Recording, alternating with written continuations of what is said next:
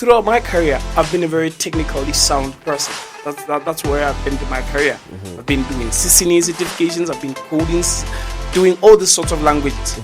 Up until to a point when I was like, wait, what am I doing with these things?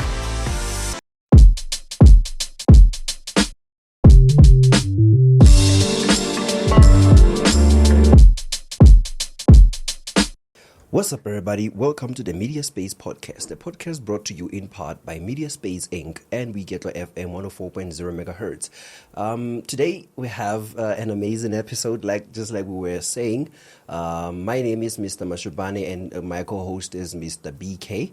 And we have in the studio, you wouldn't believe it, we have Mr. Lukas Ntakha.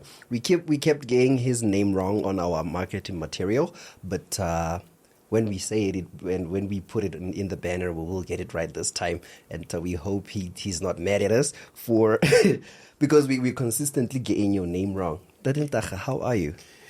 I'm good, thank you, and good evening, good afternoon, jeez. Good afternoon to all the listeners of We Get FM and the Media Podcast Inc.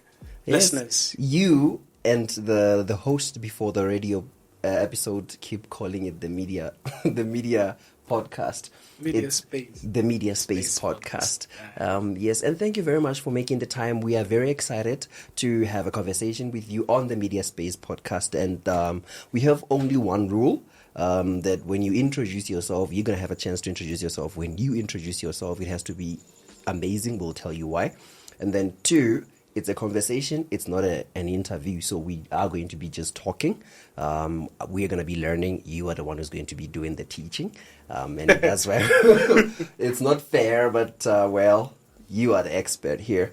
And we'll try as much as possible to soak in the knowledge as much as possible. And I know our viewers and our listeners on our exclusive audio, very excited for this too. And let's just get to the pod. And by the way, when we say when you introduce yourself, it has to be interesting, it's because everyone who has introduced themselves on the MediaSpace Podcast has always set the bar really high. So you have to set the bar higher than they have. For instance, we had TK who said, when we told him to introduce himself, he was like, I am a high achiever of note. I am a trailblazer because I keep blazing the trail. So now you see where the bar is. And when we had Adrian, hey Adrian, introduce yourself, he said, Adrian is the best. Adrian is is highly favored. Now, you know, so you have to introduce yourself and set the bar really high for the next person. Ntakha, please introduce yourself. Thank you.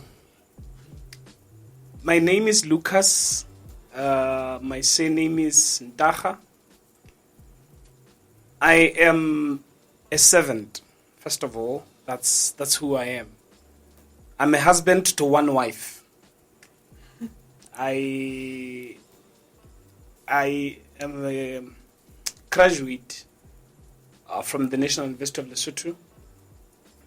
That's from a career perspective. I graduated in the field of engineering, computer systems and networks. I'm a very career-oriented person, to say. So I furthered my studies, went and did postgraduate in digital business. Interestingly, I've also moved and went to the Bible school. Did 2 years at the Bible school. Also taught at the Bible school. I've also engaged in Master of Digital Business at the Vets Business School. The journey is continuing. I also hold various certifications, including belt in continuous improvement, certifications in networking and the likes. There are quite a number of areas that I think I've touched in my career.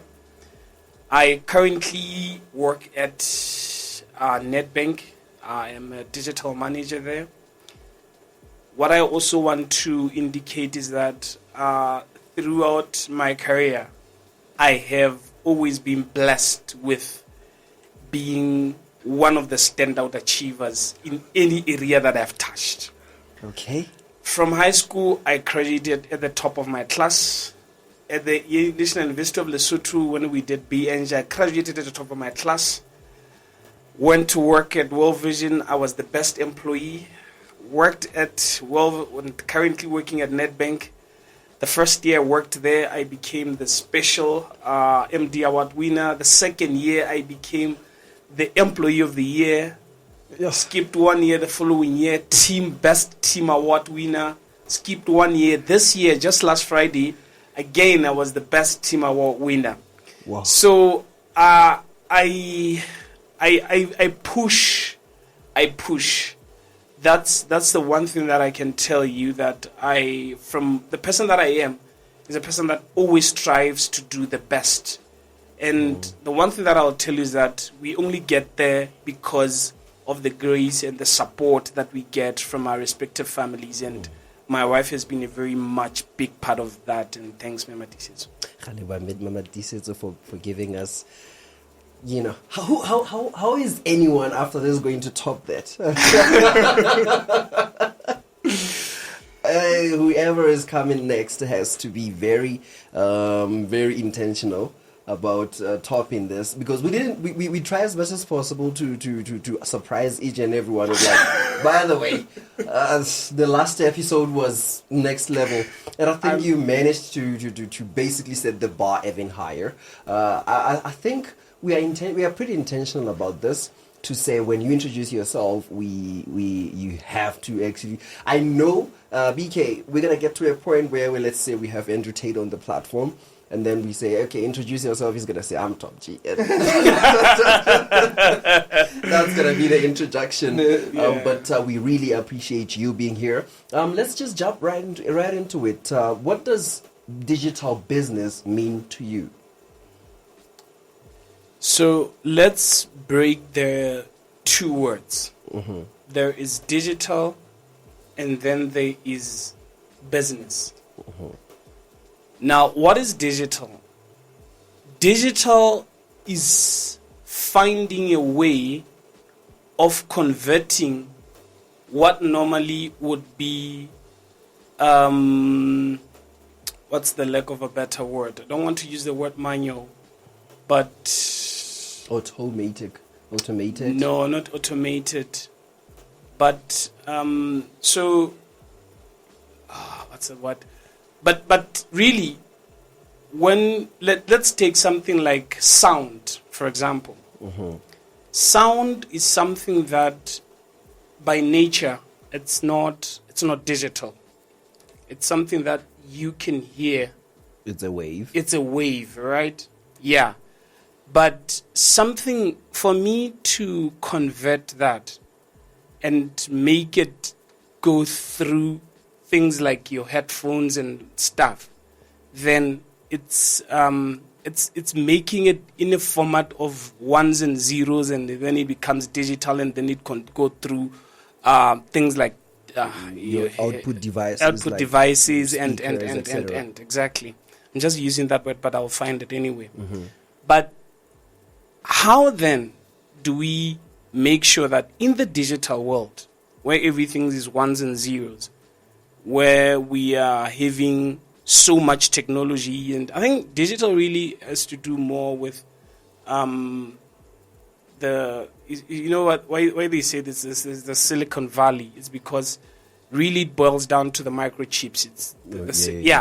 But the technology that we are able to harness out of those, how then do we learn the business side of it? Okay. There are people who are technically sound, people who tell you how a transistor, what, like that, to that level, yes. All right? Understanding that, for example, just 2 weeks back, I think the CEO and the founder of NVIDIA was presenting Blackwell as one of the next generation microprocessors that we're going to be using for the generative AI. Okay. That's a very technical work that has been done there. But then, what are we going to do with that? The application? What's the application from a business perspective? Okay. What are the benefits? How is it going to transform my life? How is it going to impact or change how I do things? How is it going to change how I do banking? How is it going to change healthcare? How is it going to change radio, for example? How is it going to change marketing? The application, the creative work out there. The creative work out there. How is every industry in the world? How are movers? How is the 3D industry going to change because of that technology? Now, that's where digital business comes in to say, coming from a lens of a business school, how do we understand the basic uses of technology, but at application level? Not to continue to do. There are guys who are set at tech level to advance those. And then there are us who want to do both. Because I've been on the other side of development. I've been a coder before. So I understand that part. We have a lot to talk about now. So, and now coming from the business side of it to say, how then do we make use of this technology to be impactful for consumers? How do we make it respond to the needs of everyone around? That's where it becomes really useful. Yeah, and so in a nutshell, to respond to your question, digital business is understanding the basic core features of a technology and seeing how it can be implemented in a particular sector. Okay.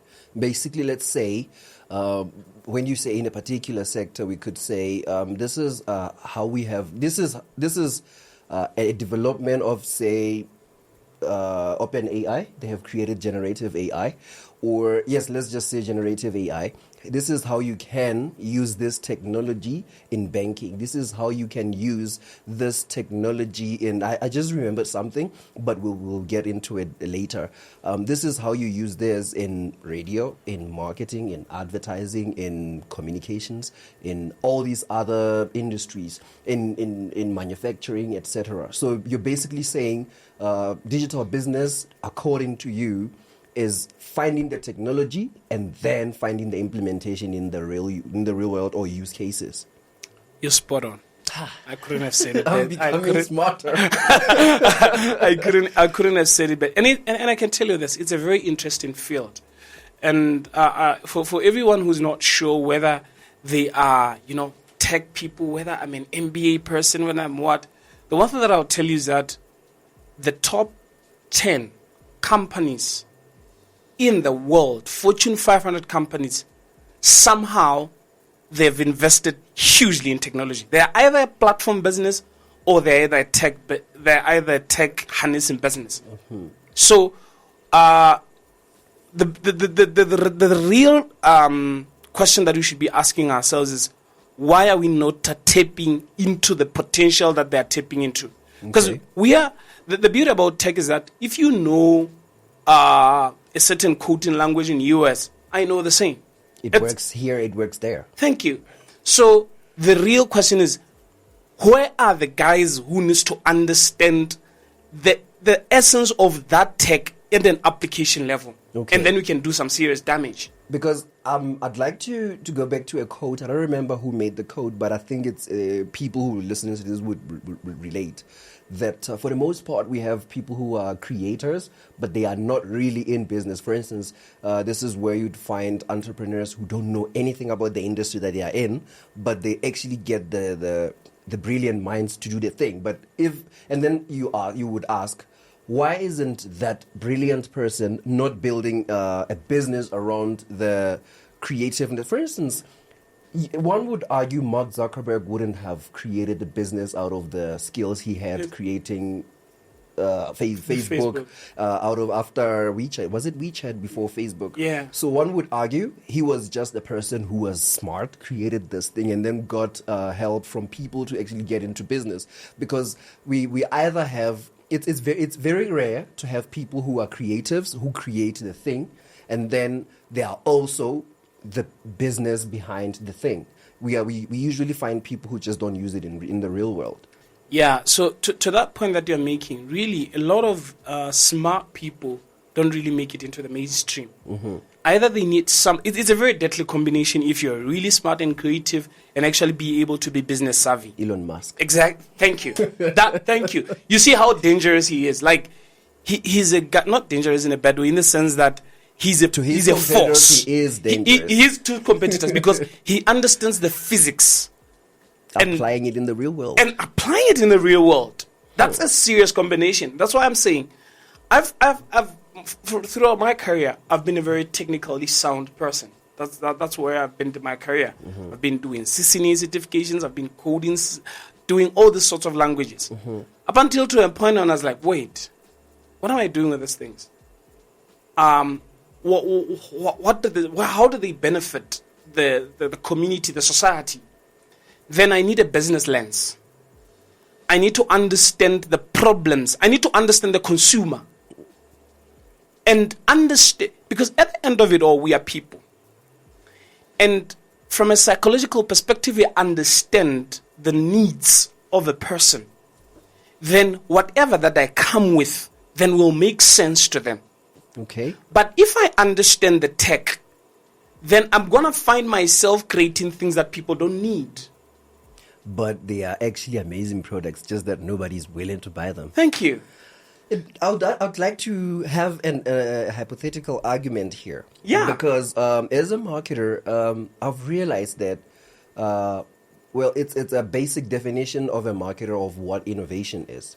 One, you either have an amazing product and you find smart ways to get people to want to buy it. Correct. Or you find what people want to buy and you create it, which is what you're saying that, yes, I know how to create coding and all these amazing things, but how do I use it in the real world? Which is where you're like, okay, let me create something that people want. But I'd like to argue as a marketer, that's why we always have problems with IT and finance, because we try as much as possible to just find something that people don't like, but we are going to make them want to buy it. So I want to understand the use case of technology in this conversation where we say we are going to create something that people don't want, but we are going to apply all these other things to get them to want to buy the product. So I'd like to understand the journey of creating a tech product and actually implementing it into the real world, maybe say beta, etc. I want to understand how that works in the real world. All right. Now, maybe before I get there, I'm very interested in the conversation that you are having. Not really playing the devil's advocate, but really saying I want to come through this angle. Okay. Now, let's go back to the 2008 D8 conference by Steve Jobs. Okay. Steve Jobs said, I quote, "We are going to create something that consumers don't know that they need, but we're going to show them that they need it." End of quote. Which is a small computer. Yeah, no, he was referring to the iPod. At that, do people still? Okay. No. At that time, that thing it ballooned at the launch. Okay. Yeah, and Yes, I remember very well. Apple. He used this small pocket here when he launched. The one that comes with a. What are those for? So apparently those were for pocket like you see there were like this pocket watches, the small ones. The small ones. Oh, yeah, so apparently that was for that. Oh, and it was also for the iPod. It was also for the iPod. So really, people didn't know that they could have music because the music was either on a CD, it was either on a vinyl. Yeah, it could be anything. But then he gave them something that they didn't know they needed. It's just that guys like Spotify they took it to a different level. But he gave them something that nobody demanded for it.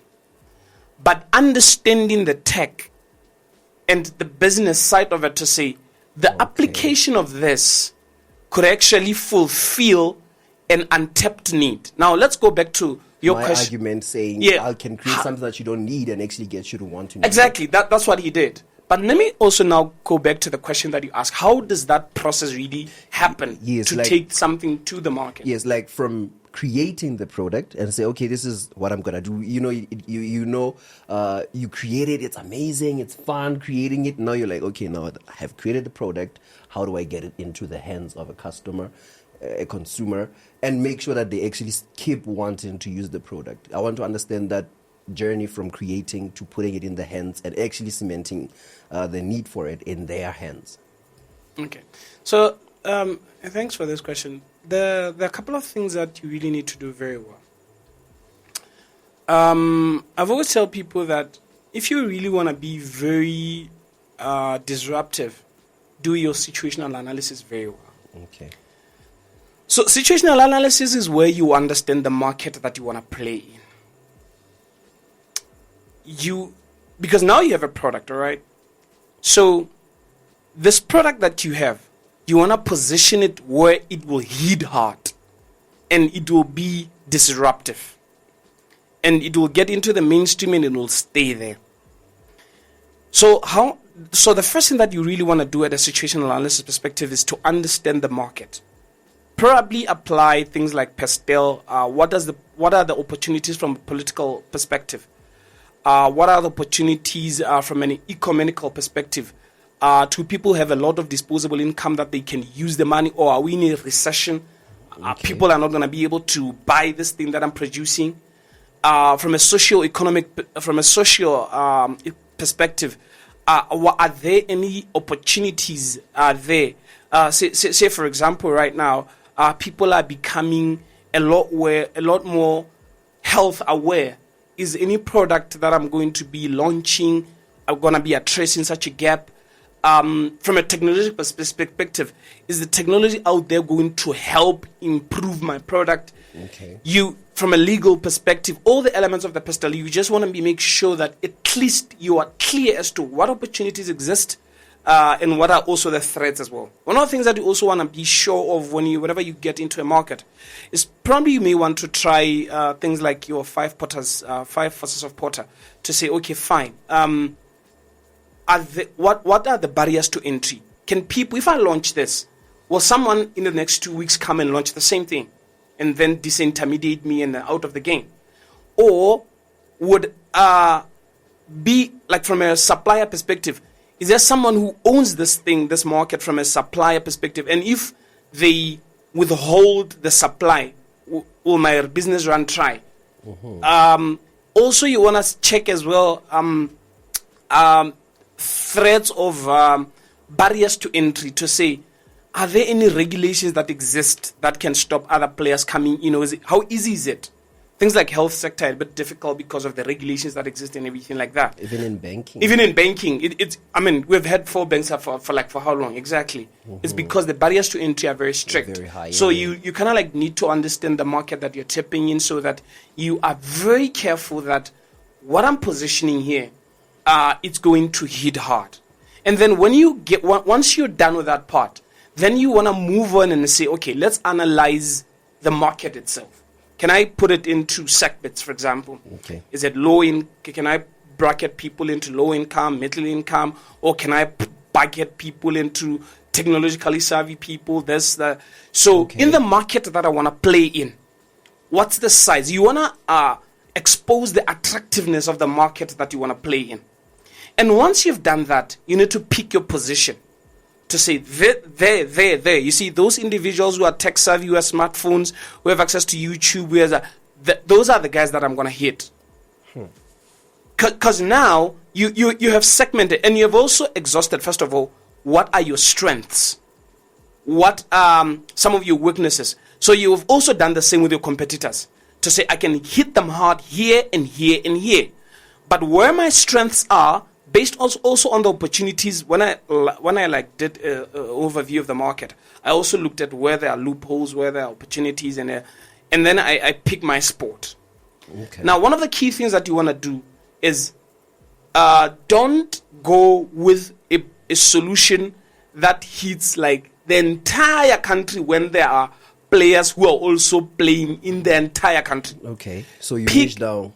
Exactly. Pick a sport, hit that sport, go viral, and then that will help you to hit others. Okay, then you scale from actually having a foundational target market. Thank you. And then you hit other markets. Look at Boto, for example. They hit one area and then becomes viral, and then they hit others, and then they cross boundaries. Uh-huh. They've selected a certain niche market that they're going to play, because now, then what that does is like, okay, even the benefits of your product, they have to respond to the needs of the segment that you are targeting, that will harness the opportunity that exists in that market. To that specific consumer. Okay. Right? And even from a marketing perspective as well, your objectives and your goals also have to respond to the goals that you're trying to drive. Even how you communicate. Let it hit that segment that you know you have a higher chance of winning than when you go to everyone. There's no way you can create everything for everyone. Create something for a specific There are only a few companies that exist everywhere, like your Coca-Colas, like your Unilevers. Those are the guys that you find. GSK, exactly. Your Mercedes, you find them everywhere. But again, look at Mercedes. They are targeting a specific niche affluent market. They are not, you can't find 100,000 Mercedes. It's not for that market. So they have found a market and a product that particularly suits that market. Rolls-Royce doesn't develop Rolls-Royce 100,000. No. And also they don't create a lot of them a year. Exactly. They create a specific number as per order. You remember what Visit Mpakwayo was saying to say, have you seen a Rolls-Royce advertised on TV? No. Rolls-Royce are advertised next to a private jet. They know where people are, because to a person who buys jets, it's an impulse buy. Just like when you're at ShopRite, you buy a grocery and then you just buy gum, where you get to check out and pay. Yeah. Now maybe to conclude to the question that you raised, when you develop that such a product, once you've done all that, now you need to make sure that from a testing perspective, you've done your real good work. And the reason why I'm saying you really need to do good work, especially when it's like a first launch, is because there are two things that people are going to judge you with, especially in the era that we're living in. Is it value for money? Is the quality consistent as well? First of all, you need to produce quality, but that quality has to be consistent. One of the best definitions that I think I read this week about quality is quality, and this is according to Siemens, I quote, quality is when my consumers buy a comeback, but my product doesn't. Quality is when consumers come back again, but my product doesn't. It means they are not returning what they bought, but they are coming to buy more. Okay. I didn't understand it because it's like when the customers come back, but the product doesn't. So basically they are coming to buy more instead of returning the product. Exactly. Oh. So it means now you have mastered the art of making sure that you have produced a sustainable quality. And that way, then you are building sort of confidence. And that goes to the point that you raised about beta version. Make sure that you also incorporate other inputs from other users. And once you've done that, then you keep on iterating and iterating and iterating. I think the biggest downfall of most people who just want to develop and put things out there is that they want to make it perfect. Okay. Don't try to make it perfect. One of my mentors, when I was doing continuous improvement, always said this, I quote, "Don't let perfection get in the way of better," end quote. Like, so if you That's so powerful. Yeah, if you wait until, you will wait forever. So make sure that you do just about enough to respond to a certain need, and then keep on iterating. Just to support on that, I think the main reason why people would want to make it better and then actually fail with a perfect product is because there's this thing called a sunken cost fallacy. Yeah. Because you have spent so much resources on this, you are attached to it. You don't want to iterate. You don't want to make it better, improve here. As per feedback, say a customer says, I like the user interface, but I hate the processing and everything. It loads too fast. Now you're like, well, I've spent so much resources on this. No, you don't want to actually make it better because, like your mentor said, don't let perfection get in the way of better. Yeah. So because of the sunken cost fallacy, you have spent so much resources on this time. Let's say it took even a year working on one feature of the product. Correct. Now when people say, well, this feature doesn't fit into our needs, you're like, well, it has to, because now you wanted to actually do that. And this is very interesting. Yeah. So you mentioned something about machine learning and how do we apply it in banking. Yeah. I'd like to raise a point. You work in banking. So I want to understand if it is possible, because it has happened before. When I was doom scrolling on Instagram Reels, I saw this video of a person making, reporting on news, saying in Singapore, I don't remember which country, but it's somewhere in Asia, maybe India, where a person called a bank, hey, I'm the CEO of the bank, transfer this much funds to this external account. Basically, let's say 100 million LSL from a bank account. I don't know how that works, but transfer this much money from this account to an external account. And it was so much of a huge transaction that the person said, no, I cannot just do that over a call. You have to prove that you are the CEO. So no, because I cannot come to the office, let's set up a call. And then they set up a Zoom call, let's say, or conference call. And then on the call, it was the CEO and some of his colleagues on the call with their voices and everything. They talked and then they approved the transaction.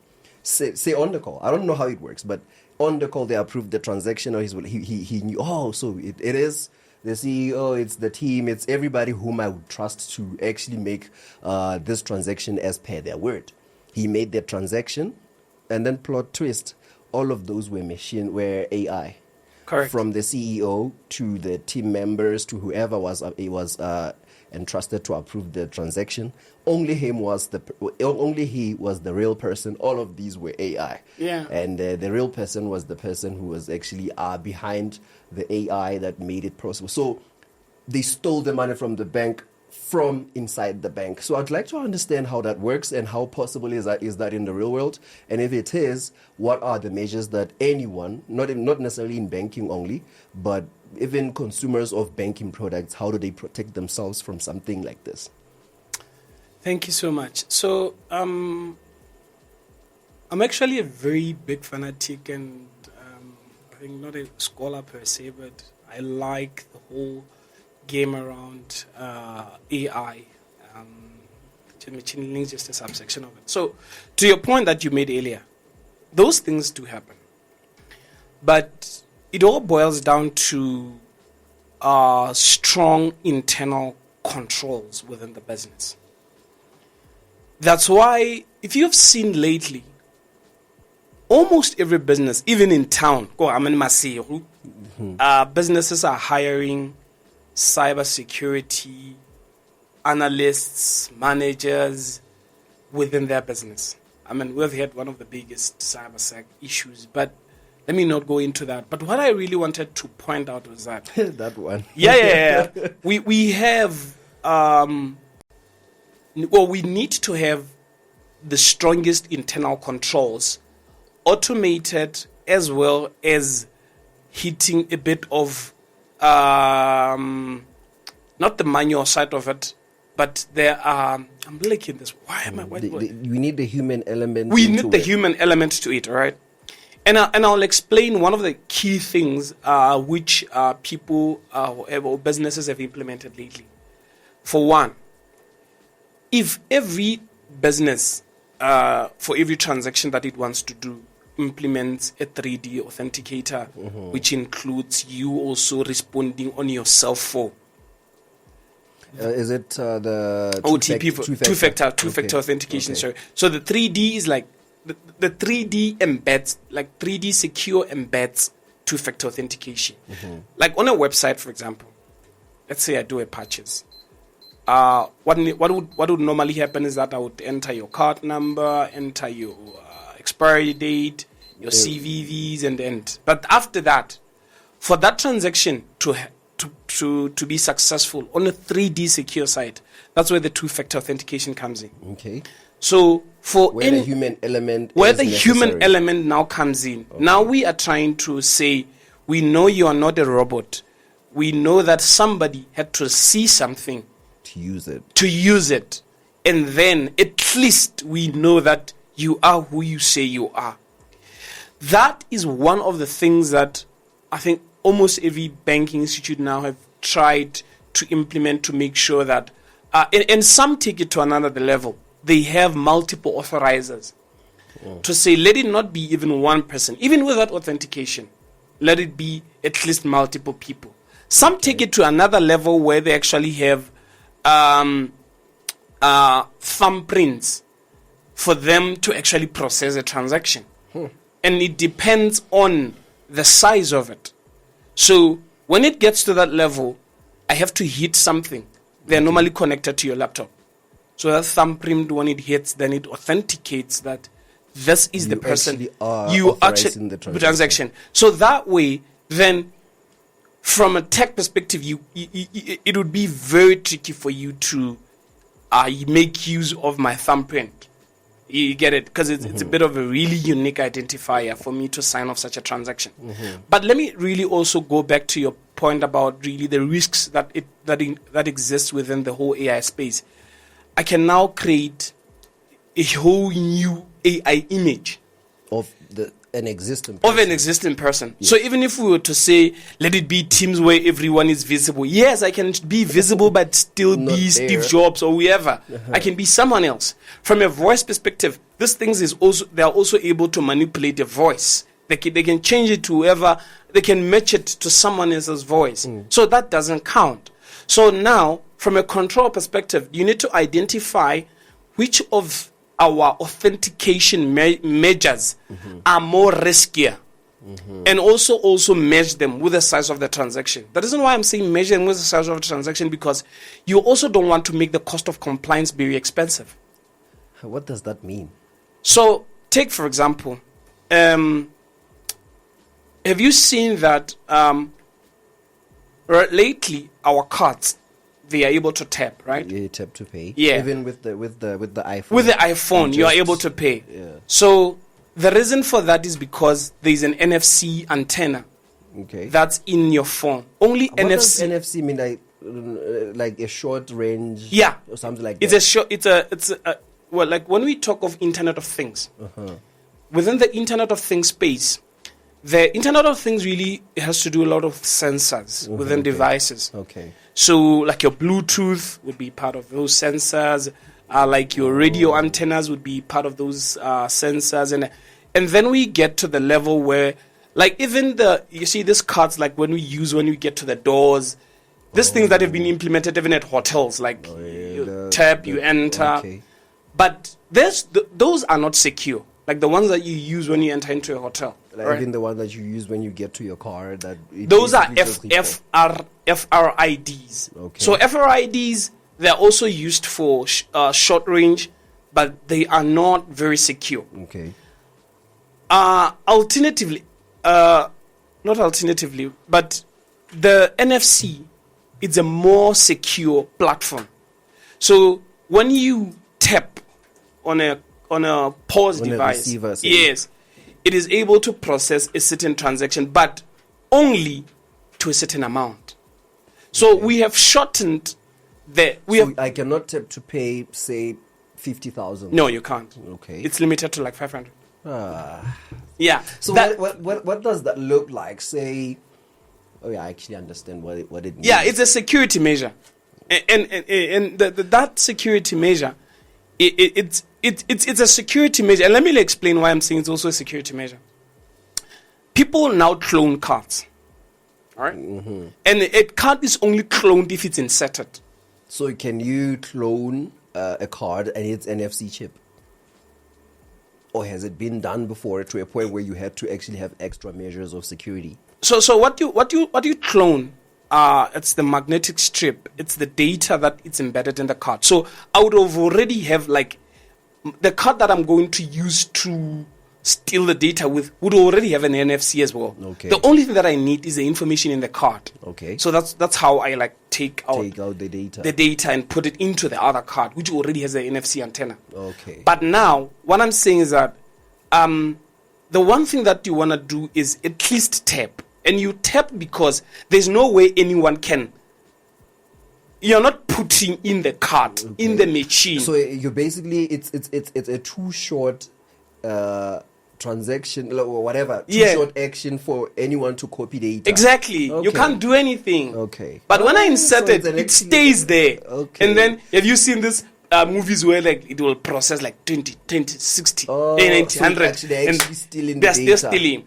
But with the tapping functionality, you are hitting and then you're done. So it just approves it and then... Yeah. Okay. And then the whole cycle is done. I was like, why is this, why does this exist? Because, well, swiping and all these things were already existing. Yeah. So when you swipe, you're exposing your magnetic strip data. Oh. But when you're tapping, you're not exposing anything. Because it's in an NFC. Yeah. Okay. Yeah. Okay. So what I'm saying there is the benefit is also, first of all, the turnaround time to do the transaction is actually shorter. Okay. So I'm saying you don't want to implement like 4 authentications for a 300 transaction. For a small transaction. That's what I'm saying. Limit the cost of compliance to say it's fine to be scared about this AIs and the what, but don't implement 4 authentications for transaction 200. 200. Okay, yeah, I see. you need to be you need to at least be more risk appropriate to say, okay, you know what, I need to apply a risk-based approach here to say maybe for this type of transaction implement these measures. When you get to 50,000, implement these measures. When you get to and then you are consistently increasing the measures, as the risks, as the risk also escalates. So basically, discouraging the whoever is the perpetrator. Is it the perpetrator? Perpetrator, correct. Okay, yeah. So you're basically discouraging them to be like, it's harder to steal more money from people. Yeah. But there's still security measures that you still need to basically make it harder for people. I've realized that when I make online transactions, I'd give them my CVV dates and everything, and then still have to actually respond to an OTP one-time PIN. They actually send me an SMS. I actually have to send it back. To a person who doesn't know, they would get a call, anonymous call. Hey, we are the bank. Yeah. With that porch voice. Yeah. Hey, this is your bank. we just sent you an OTP. Can you please call it out loud for us? For a person that's going to be like, well, which one? This one? The one that I just got? Oh, yeah. It's a set number. And then they have stolen their money. So how do you... I don't know if... How much knowledge is out there? Because I'd like to believe from every... it's a spectrum. People who use banking services are different people. It's a whole different type of markets. For instance, we have young people, we have young adults, we have wealthy people, we have pre-wealthy people, all those.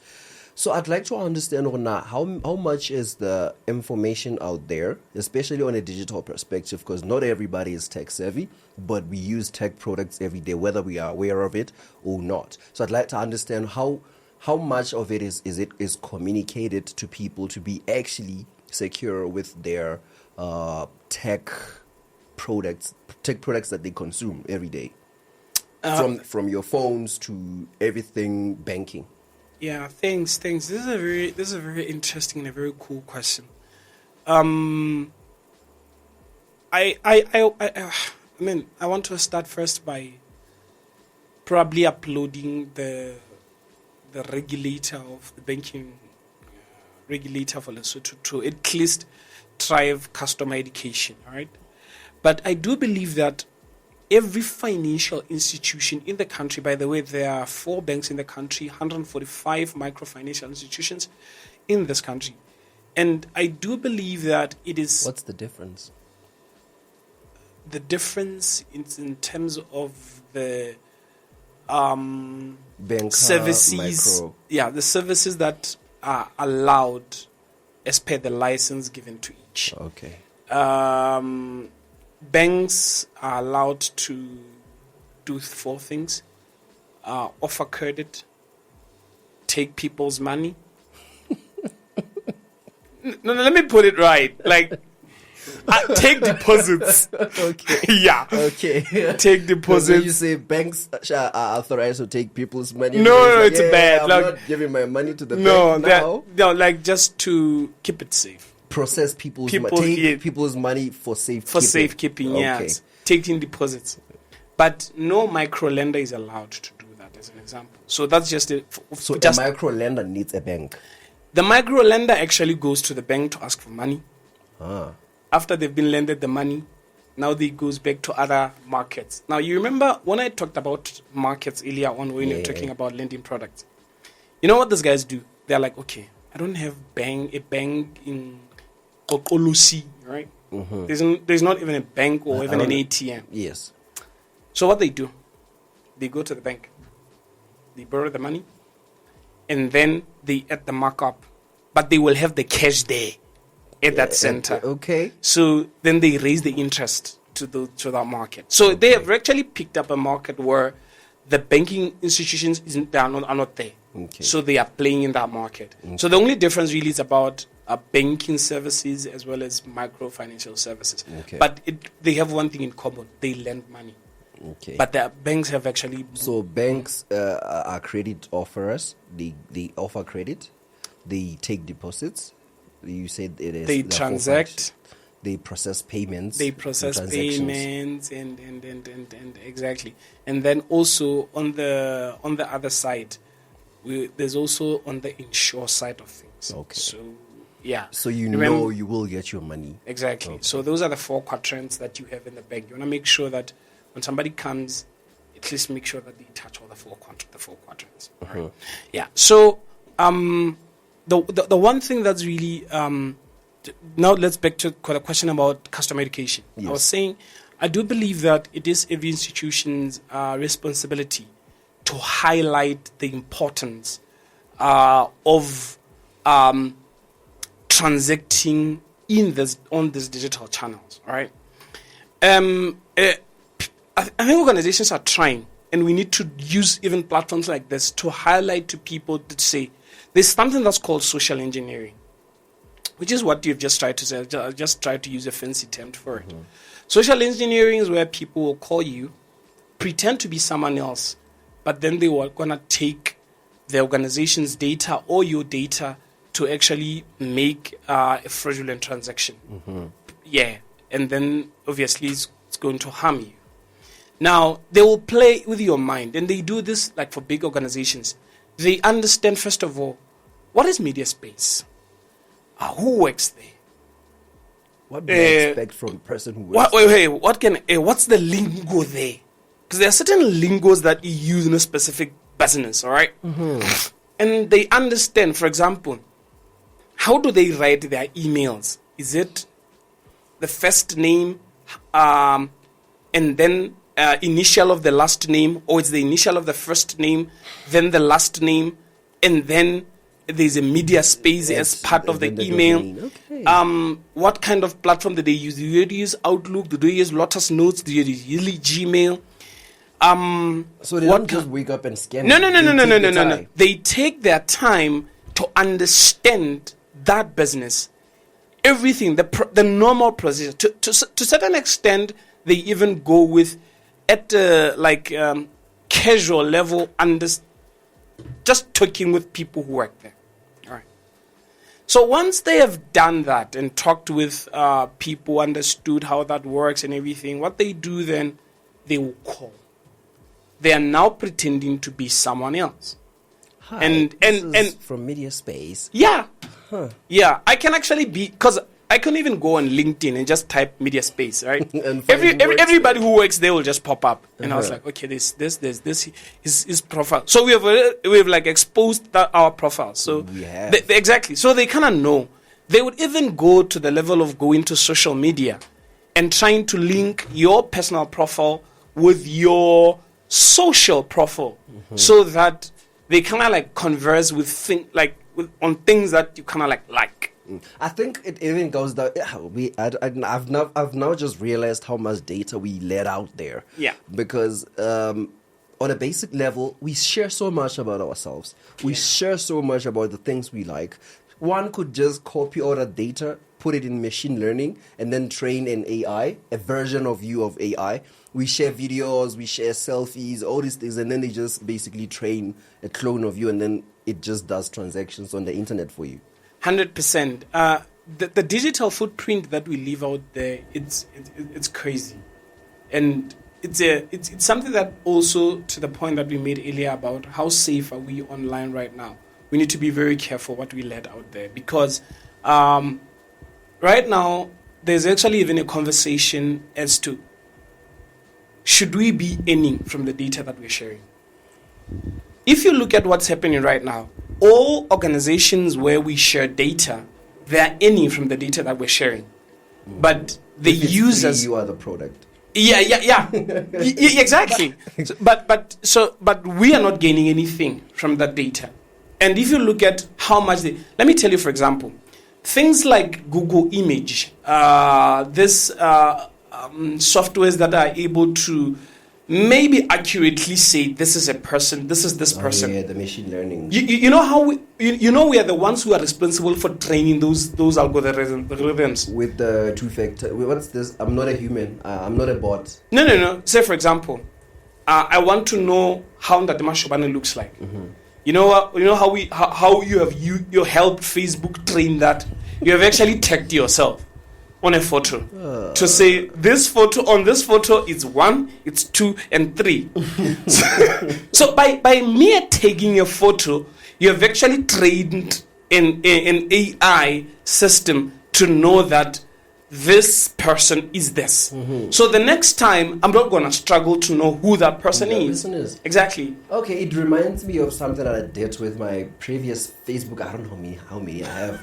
But the one that you just happen to lose your password for, and you're like, I'm going to just create another one. There's another one that I had, which automatically would tag me if anyone posted a picture that I appear, even if I was in the crowd. Say you took a selfie and I was passing by, and then I appeared in your picture, it would automatically tag me. So I'm like, if it knows that much about me, it knows what I look like, how much are we giving? How much data are we giving to these platforms? Back to your point of we are actually training this AI models. I remember a case study that was made. I don't remember which YouTuber I was watching, where he made a point that when you are like you want to access a service on the internet, and it says prove to us you are not a robot, and then it says click on pictures of pedestrian crossing, and then you click on them. So you're basically training the robot that's asking you if you are not a robot. You are training it on, okay, yes, this is a pedestrian crossing, or click pictures of a bike. You're training it that, this is what a bike looks like. In the future, it basically creates a picture of a bike. Thank you. How does it do that? You trained it to do that. Exactly. So the awareness that's needed out there. One of the things that I think Lesotho have really stood out on is the fact that our mobile penetration is very high. I think it's over 90%, if it hasn't crossed 100% now. And I'm saying 100% because we are a nation that's normally multi-SIMmed, if that's the right word. I have it's just one because they are regulated by one party. Yeah, but then think about it this way. If I ask you how many people are in Lesotho, you're going to say 2.2 million. Mm-hmm. But then I'm going to ask you how many SIM cards are active in Lesotho, you're going to say 2.5. So because now we have the size. One person has 2. And then, I have 2 in here, I have 1 in this one. Exactly, you get it. So that also just says we are counting, probably that's a count that we're using, and that just skyrockets our mobile penetration.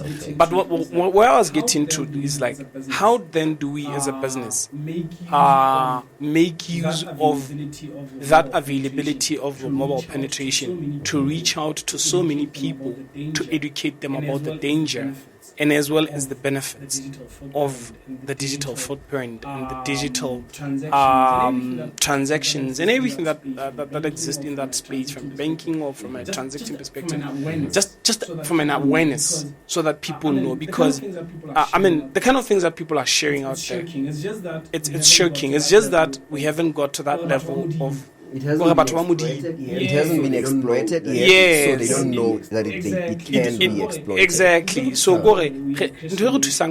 are a Christian nation, but and I pray we stay Christian. Christian nation. Yeah, because when that changes, then we're gonna have a big of a problem, because then you have more people whose minds are now inclined towards doing bad than doing good. And we also have oblivious people, and then we have evil people preying on oblivious people, because now they don't know if it's dangerous. It hasn't happened before. It won't won't happen, only to find that people are actually going to exploit a certain thing about them. I don't know. I've learned so much. BK, how much have you learned of this? I know you have a few questions you want to put across. BK is our ghost guy on the pod. Yes. I think there's already a lot that I'm taking out of the whole conversation. First of all, should I say it's a good thing to always be meeting all those people who are a little bit more techno savvy. Is it the right word? I think it's even he's way beyond tech savvy. Yes, he's a professional in tech. Exactly. I usually love to speak on behalf of the average Mosotho, right? To me, usually they do say that Lesotho is like, say, 30 years behind, but then when we meet people like him, when we meet people like him, like that day, we find that okay, we're not that far. Maybe the infrastructure out here, what we're looking at, looks like we're behind, but then to be honest, we're actually catching up. Yes, some things could stand to improve, but then if we already have people who are academically inclined and are actually producing products that are we basically sell products that are bought and consumed on the digital space. Exactly. We can consider ourselves as part of the world now. We're not that left behind. So that's my take on it. I don't have that many questions. Just digesting everything. I'd like to ask you selfishly as a digital marketer. By the way, you know us as a digital marketing agency. We have evolved beyond digital because we've realized that we are in a space where we sell products to Basutu, but at the end of the day, when you launch a digital strategy, social media strategy, say, to a person who is in Kuting, actually, we actually tested the case study in Kuting. We realized that people in Kuting don't consume social media the same way a person in urban Lesotho would. For instance, a person in, say, Kuting urban, say in the town, would not consume internet or the digital products the same way as a person who is in Kuting rural areas. Maybe because of the way they have the access they have. Say some of them, if they want to access Facebook, they have to go to like a kilometer away mountain where there's a tower or whatever. So we tried as much as possible to say, okay, I want to market this thing as effectively as possible.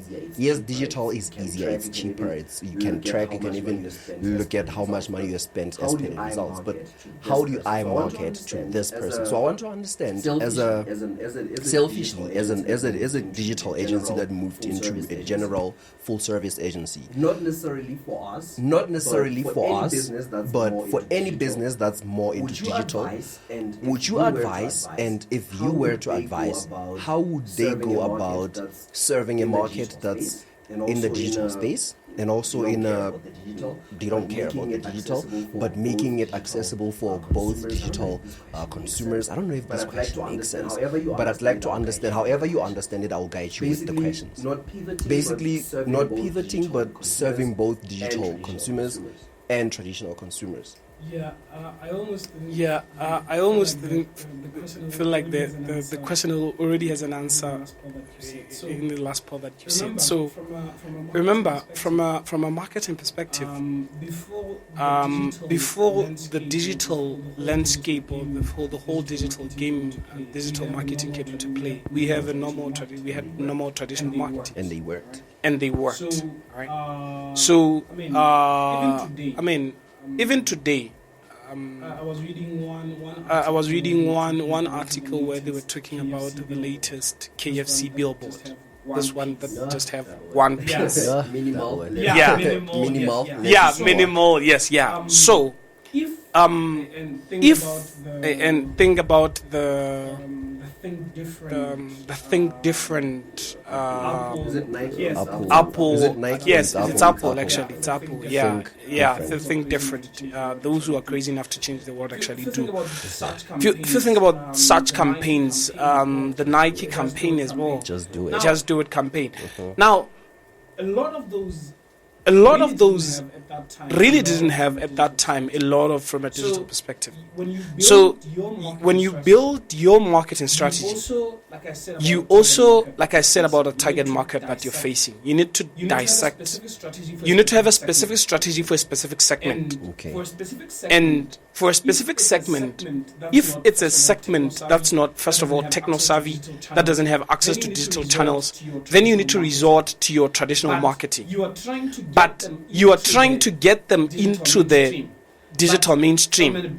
But from a brand awareness perspective, you need to hit them at the traditional level so that they are aware of you, so that they know that for them to access you, they need to get to the mainstream.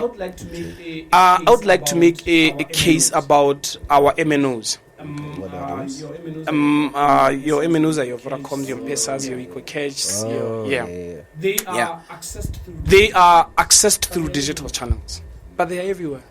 USSD. It is a technology. USSD. It is a technology. It's a digital platform. It is, exactly. But people who normally use USSD aren't really, like, who rely on it solely, aren't your most technical people.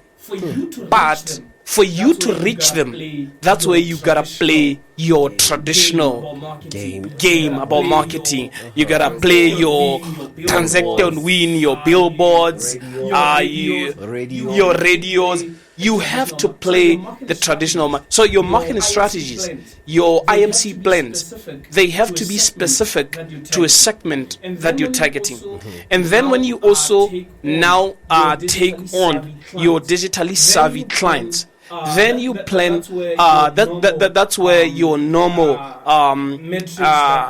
metrics that are more inclined towards digital come in, because now you can check on clicks, you can check on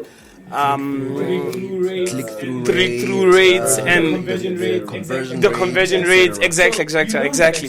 So you now have access to that, and this is where normally people say they kind of like digital. The only thing benefit of digital is that you actually gets to be more measurable, because you know how much you spend, you know what the conversions are, and then but when you don't get results, you still get results. Thank you. That's the beauty of digital. But with traditional, unfortunately, you don't have an exact thing to say I can pinpoint the success.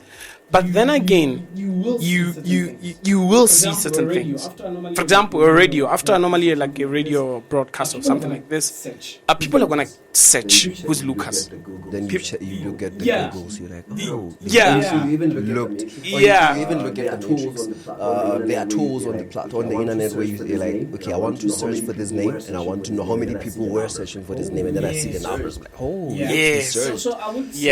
So I would say, maybe to just respond to that, to say for businesses that are really trying to grow and hit markets that are both traditional as well that are techno savvy, to your point about being a bit unequal in terms of how techno savvy we are as a country, you gotta have a plan for both. You have to have your proper digital marketing strategy on point. You also got to have your traditional marketing strategy as well as on point.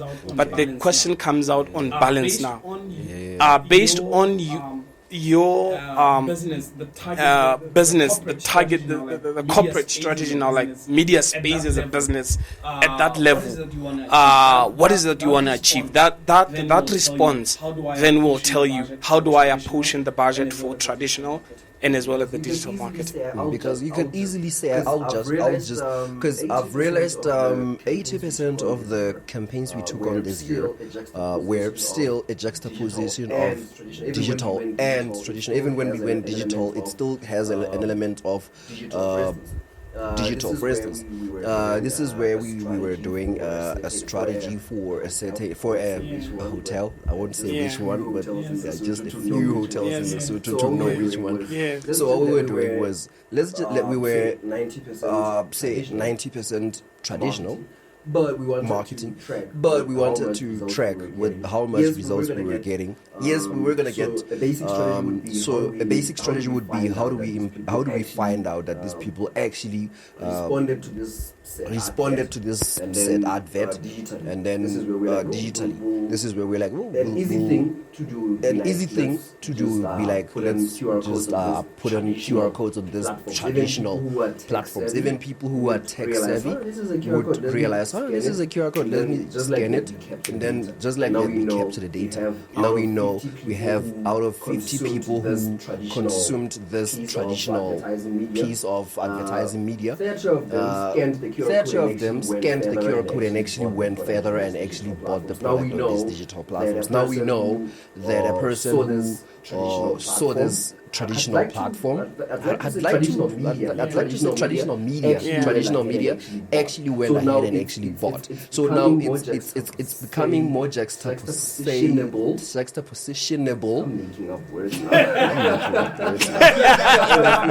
Yeah, but I get a drift in terms of where you're going. One of the best campaigns that I've read about, I think it was in India. So what they did, it was more of they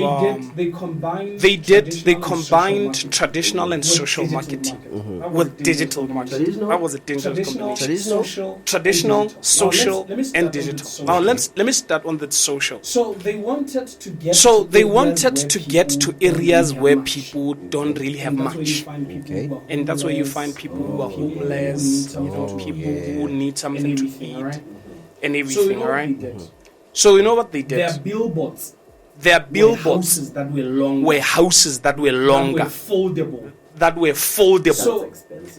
So I know, like you would have like a tall billboard like that, but it will almost be like mukukwana, but easier for a person to be housed under the yes, and you have beds in that thing, right?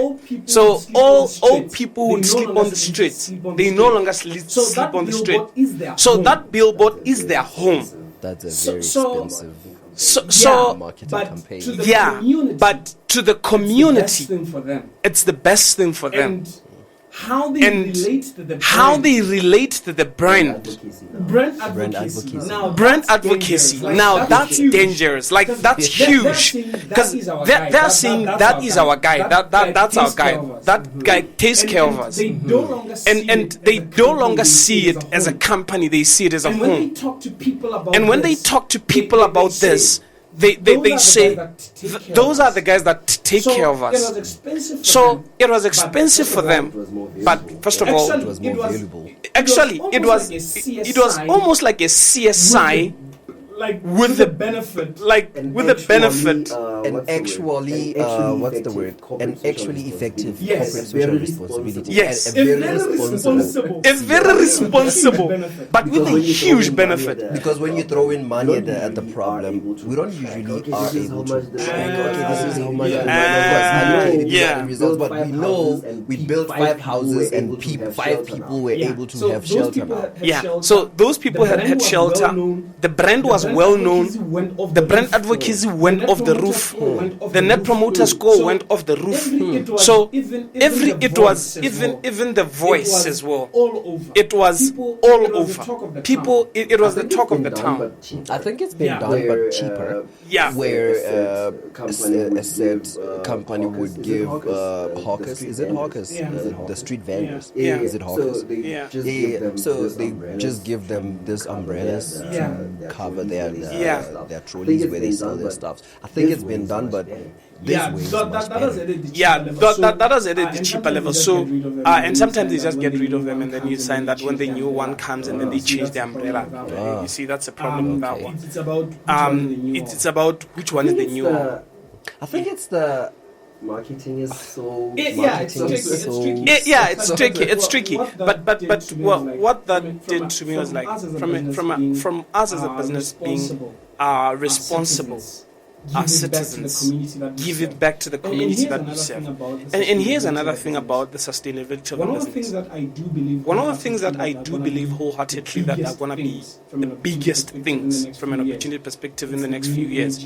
It's the green energy, it's the sustainable businesses that are more eco-friendly. The reason is the products that you are consuming right now, they are taking much from the world, From the planet. from the planet. From the planet. from the And- planet. Thanks. Sooner or later, some of the businesses are gonna run out of the raw materials to produce what makes their business sustainable. Now they have to depend on communities to make sure that the raw materials continue to be there, so that their business continue to be sustainable.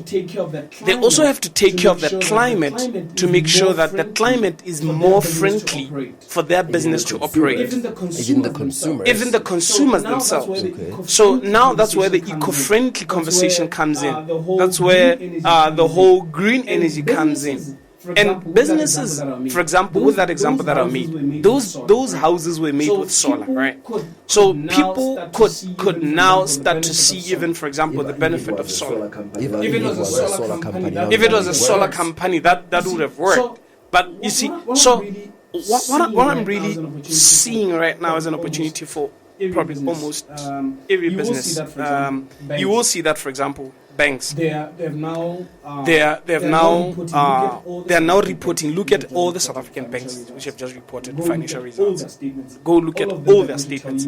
All of them, they're going to tell you that we have spent this much on supporting green energy initiatives. Because now we are talking. There's now conversation about sustainable energy, sustainable funding. To say how much of your loan book is attributed towards green energy. You get it? Not just even the energy itself, but for the whole business. Yeah, for all the whole ESG agenda is everywhere now. Everybody wants to play there because we want to know that you also care for the community.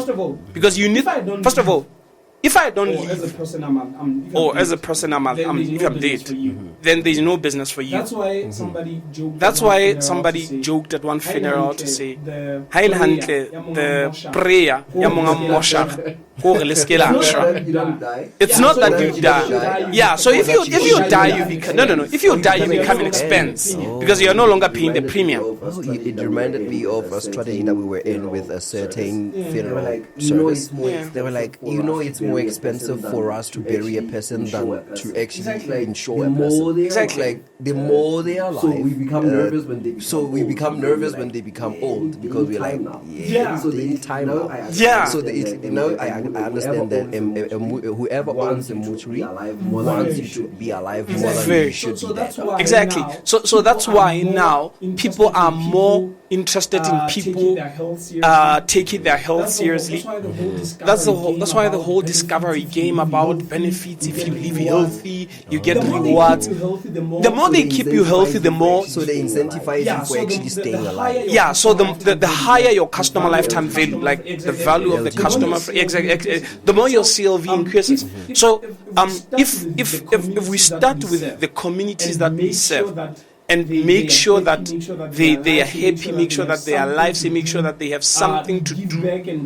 We give back and create some jobs. Then they get to come back and buy to us. Or from us. But if we neglect the same communities, then we're going to have a problem because the next thing that's going to happen is that they're not going to have any resources for them to leave and actually to make money to come and buy from us. Then our businesses cease to exist. So right now, that's why every business is all about shared value. Whatever that I give, it also has to give back to the community because that community needs to come back, and it's a cycle.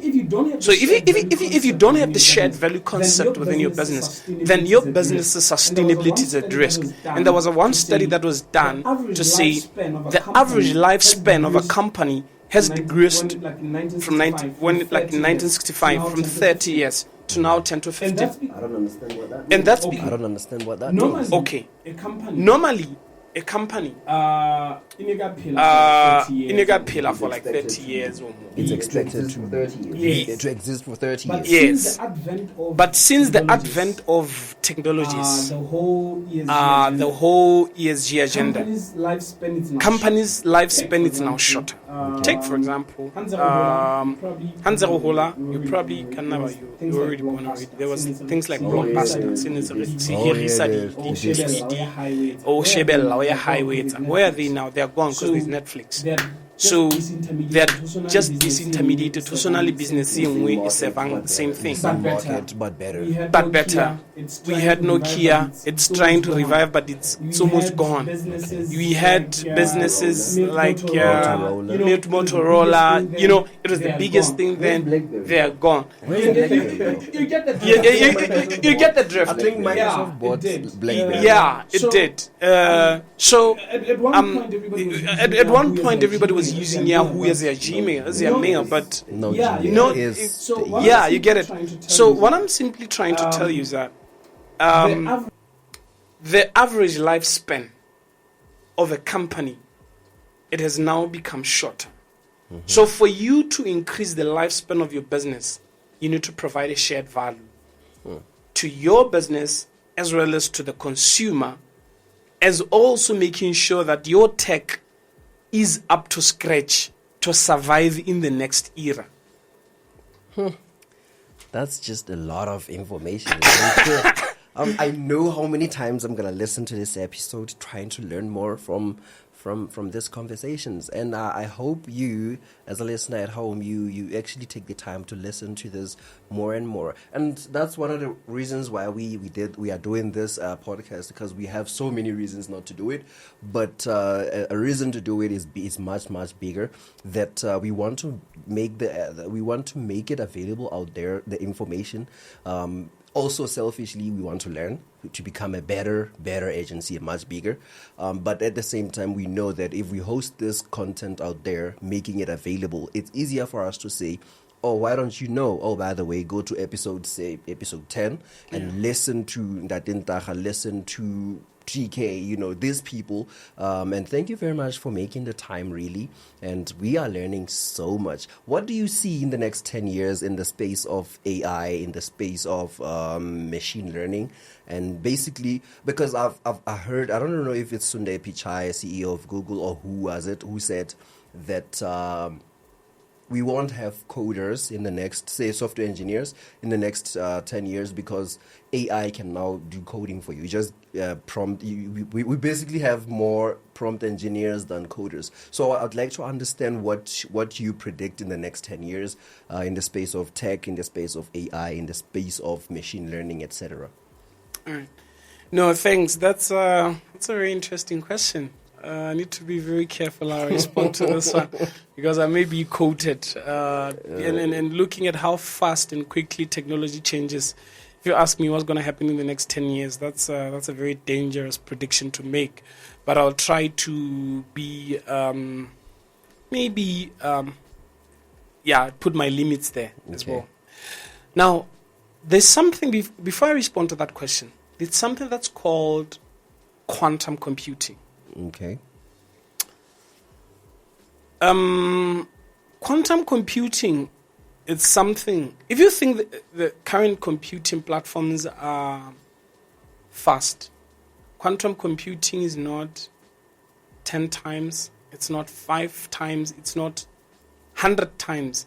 It's actually 100,000 times faster than what we have right now. Quantum physics, how do they merge? They merge. Okay. Yeah. And I'll explain that in a bit. I tried to not to be technical. Mm-hmm. Now, the danger with quantum computing, because so let me explain why I'm saying quantum computing so that you understand. I'll try to use as much layman's language as possible here. The current computing power has limitations. All right? In this way. So the reason why we call this microchips, this things that you see on your computers, Silicon Valley, is because silicon, those things are made of silicon, right? Yes. So you put in as much transistors as possible in that thing, and it's about the power of the computer. It's about how many have you been able to put in that small box, all right? Yes. And what you also want to do, so the improvement of computers, it's about how many have we been able to improve this year. Okay, last time we did 20 million. This year we've been able to fit. So You're trying to make them shorter, smaller. More effective. But more effective, all right? Yeah. So now we've got to the level where they have come as short as the size of your hair, and as thin as that. Now, if they become... Okay. That's too technical. Yeah. But the minute you make them way shorter than that, then sparks are going to fly there. Because that's electricity moving that thing. Okay. You get it? So it's not atomic. Yeah. Now you're going to create a dangerous bomb right there. Okay. So the trick there is, how then do we now survive that limitation? Because there's only how far you can reduce the size. If you're getting where I'm going, they're going to reach. So there's going to be a limit. There's going to be a limit. This is where you stop, and that will be the autumn of the power computers. So it means we need a new technology to take the computing power. How much innovation is open for? Because if we say we have reached the pinnacle, say M1, now Apple has released an M3 chip. Yeah. It's even smaller. It's even smaller. And more powerful. It's more powerful. How do we say they release an M4, M5, and M6. Now let's say they have reached the smallest of the smallest. Yes. How far can we push the envelope? Yeah, and there's going to be that limit. And we are sooner approaching that, right? So I'm still coming back to your 10 years. Yes. Now, when we reach that level, then everything will just stop. Okay. So we don't want to stop. Now we're trying to introduce a more powerful computing platform, which is the quantum one, which doesn't solely rely on the silicon. All right. Now, the problem with that, it brings in a lot of risk. It is going to make something like generative AI, which Blackwell has tried to an extent to try to this NVIDIA chip that they've launched. It is going to allow a certain level of generative AI, but just to the users and to the listeners, to the viewers. So generative AI is the level of AI that is as close as possible to human behavior. Because the whole reason of the whole AI thingy is, how do we make computers closer enough from emotions, from the thinking capability to a human being? So that is the goal, to get as close as possible. Now, this underlying computing platform, quantum computing, yes, will make that possible. And that's where it becomes dangerous. 3 things I'm going to mention. Cybersecurity is going to skyrocket like that. So, for example, to break into your computer will just be flawless. It will be like seconds. Because now we're going to have people who have access to this quantum computing, yes, and people who don't, and people who don't are at risk. Exactly. Okay. So I mean, for me to go through the combinations of what your password will look like, I can do that in seconds, in milliseconds, and actually try it as many times as possible without the risk of actually blocking your whatever computer. Yeah. Yeah. So that is how dangerous we have come now. If that thing lands, then we need and by the way, even the whole blockchain falls off. Quantum computing or cryptocurrency. Yeah. So the underlying platform for cryptocurrency thingy, it's a blockchain. And blockchain, remember, it's 2 words. It's the block and then it's the chain. So it's a multiple computers contributing to the network. And there's a bit about the hash in that the whole game. And the trick is to make sure that whatever one change is made, the hash always changes as well across all of them. Okay. So how do we intercept that hash? Quantum computing.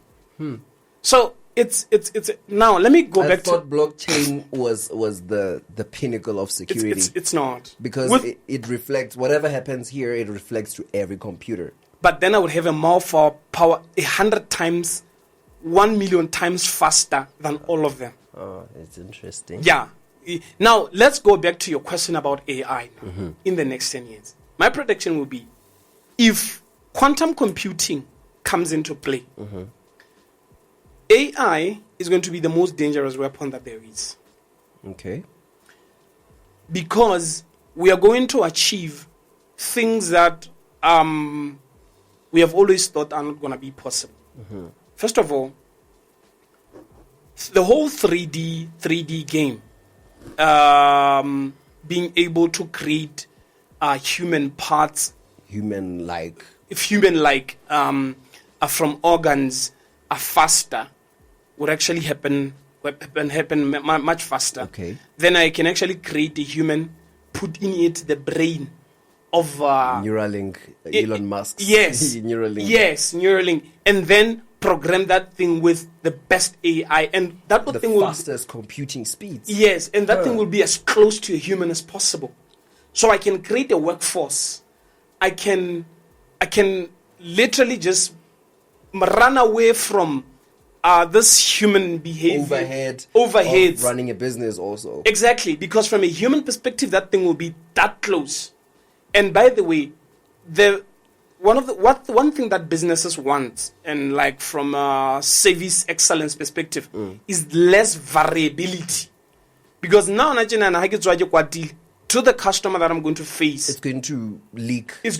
And then it damages the business. But with a thing that's controlled at an AI level, the consistency of the service, and for something that has been created, then that's going to be, And again, what's going to really change a lot from an AI perspective, it's the predictive behavior. It's going to escalate. It's already here. We are already seeing ads coming to us that we never thought we needed. We were talking about it the other day. Exactly. So the predictive behavior is going to escalate a lot. And natural language as well.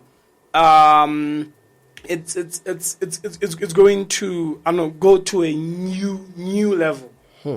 If you have seen right now, I think on the 27th, it was yesterday, I think.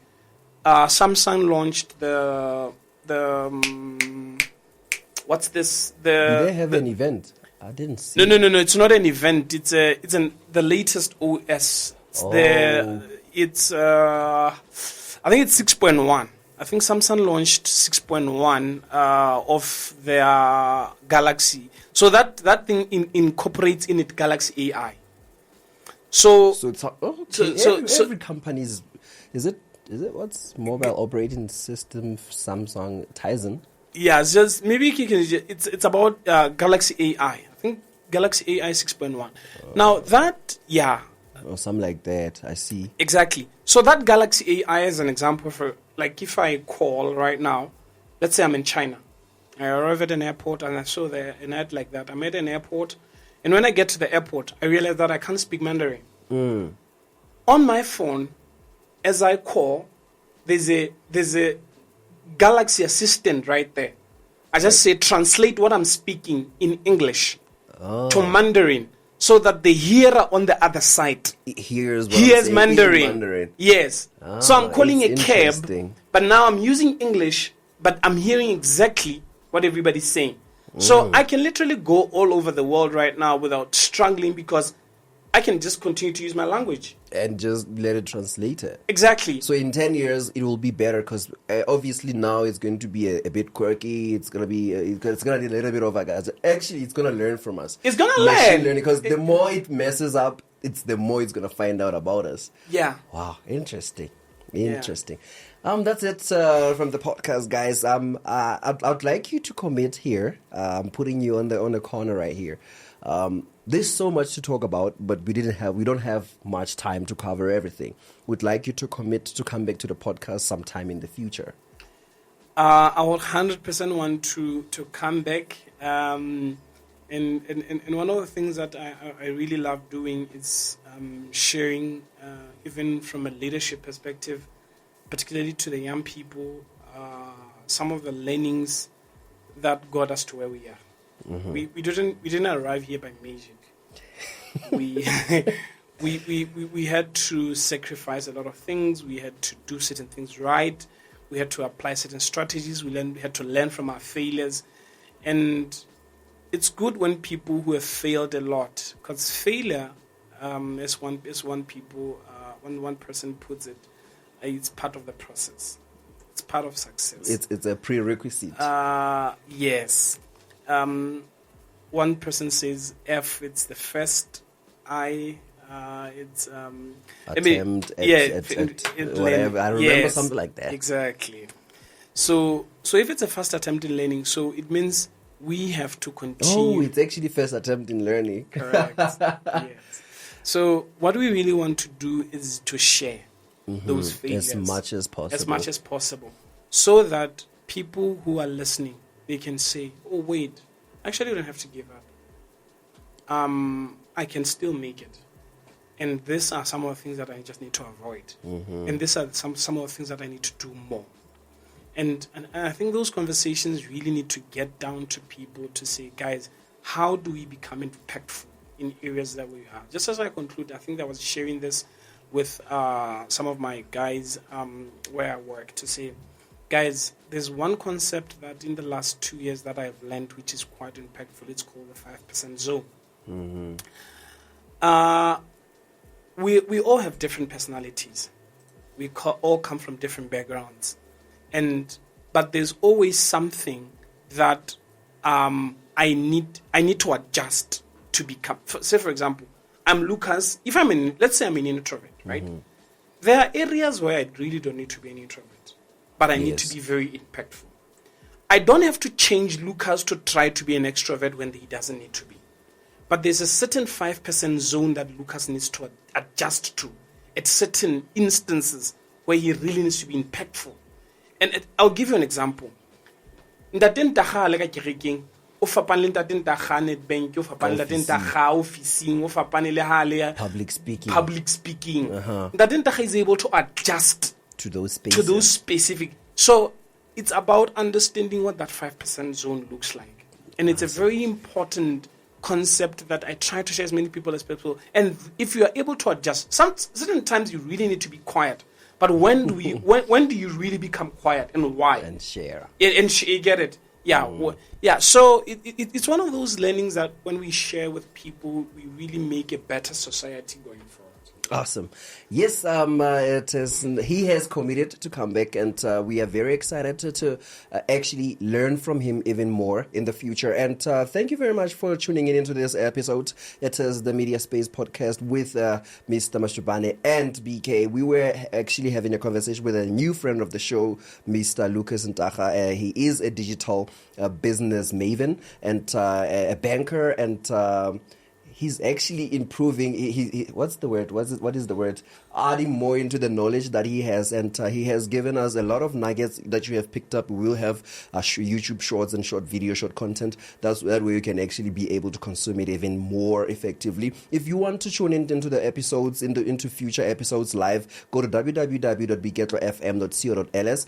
And if you want to learn more about the podcast, go to www.mediaspaceinc.com/the MediaSpace Podcast, and you will find out more nuggets about the podcast. And thank you very much for tuning in. Go ahead and subscribe, hit the notification bell, and if you're listening and consuming this content on anywhere you get your podcast, whether it's Apple Podcasts, Google Podcast, or Spotify, go ahead and hit follow and rate us 5 stars so that you easily get the podcast and every new episode that you get every time. It's from me, Mr. Bashubane, and from the MediaSpace Podcast. We'll see you next time. We out.